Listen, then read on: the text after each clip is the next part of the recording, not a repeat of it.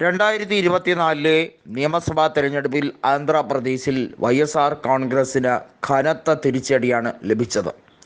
175-ൽ കേവലം 11 സീറ്റുകൾ, അതായത് മുഖ്യ പ്രതിപക്ഷത്ത് എത്താനുള്ള 10-1 സീറ്റ് പോലും അവർക്ക് ലഭിച്ചില്ല എന്നുള്ളതാണ് വാസ്തവം. 18 സീറ്റെങ്കിലും മിനിമം വേണ്ട സാഹചര്യത്തിൽ അതുപോലും ലഭിക്കാത്ത സാഹചര്യത്തിലേക്കാണ് ജഗൻ്റെ പാർട്ടി കൂപ്പുകുത്തിയത്.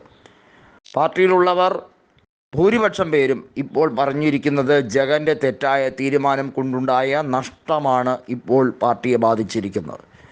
വളരെ വൈകാതെ ഭരണപക്ഷത്തേക്ക് എത്താം 5 കൊല്ലത്തിന് ശേഷം എന്ന് പ്രതീക്ഷിക്കേ വേണ്ടാത്ത അവസ്ഥയിലേക്ക് കാര്യങ്ങൾ എത്തിയിരിക്കുന്നു.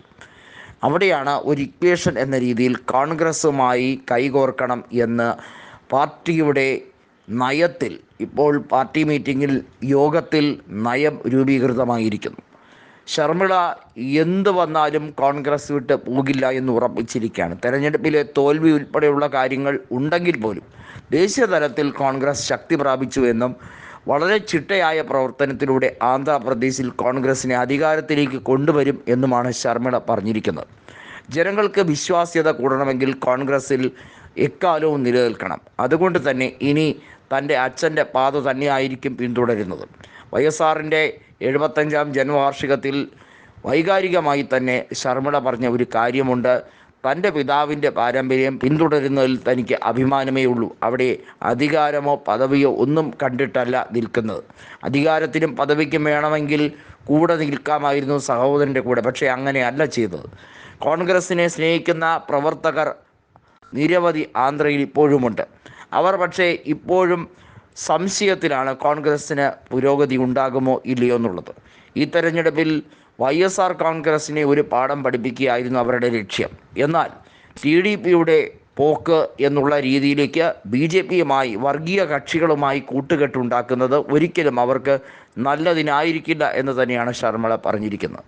നിലവിലെ സാഹചര്യം നോക്കുമ്പോൾ YSR കോൺഗ്രസ്സിന് വോട്ട് ഷെയറിൽ ഗണ്യമായിട്ടുള്ള കുറവുണ്ട് എന്ന് പറയാൻ കഴിയില്ല. കാരണം 38% വോട്ട് ഷെയർ അവർക്ക് ഉണ്ട് എന്നുള്ളത് അവരുടെ അടിത്തറ ഭദ്രമാണ് എന്നുള്ളത് വ്യക്തമാക്കുന്നു.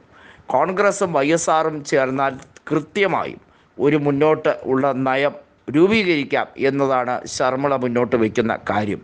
അതിന് പരിപൂർണമായി ജഗൻമോഹൻ റെഡ്ഡി അംഗീകരിക്കുന്നു എന്നുള്ളതാണ് വാസ്തവം.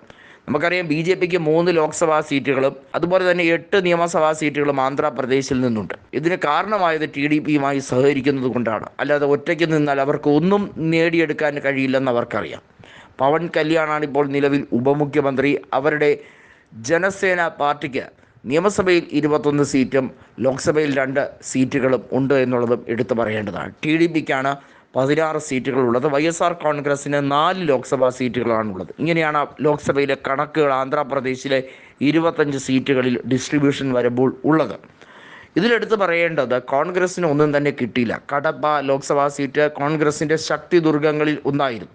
അവിടെ ഇത്തവണയും അവിനാഷ് റെഡ്ഡിയാണ് ജയിച്ചത്. കടപ്പയിൽ നന്നായി പൊരുതാൻ വേണ്ടി ശർമിള ശ്രമിച്ചെങ്കിലും 1.5 ലക്ഷം വോട്ടേ അവർക്ക് കിട്ടിയുള്ളൂ. എന്നാൽ കൃത്യമായും അവർ പറഞ്ഞിരിക്കുന്ന ഒരു കാര്യമുണ്ട്. താൻ കോൺഗ്രസിൽ തന്നെ അടുത്ത 5 കൊല്ലവും നിലയുറപ്പിച്ച് പ്രവർത്തിക്കും. ആന്ധ്രയിൽ കൂടി മാറ്റം കൊണ്ടുവരുത്താൻ തനിക്ക് കഴിയും. കോൺഗ്രസ്സിന് തെലങ്കാനയിൽ വലിയ രീതിയിൽ മുന്നേറ്റം നടത്താമെങ്കിൽ ആന്ധ്രയിലും ക്രമാതീതമായി കൊണ്ടുവരണം.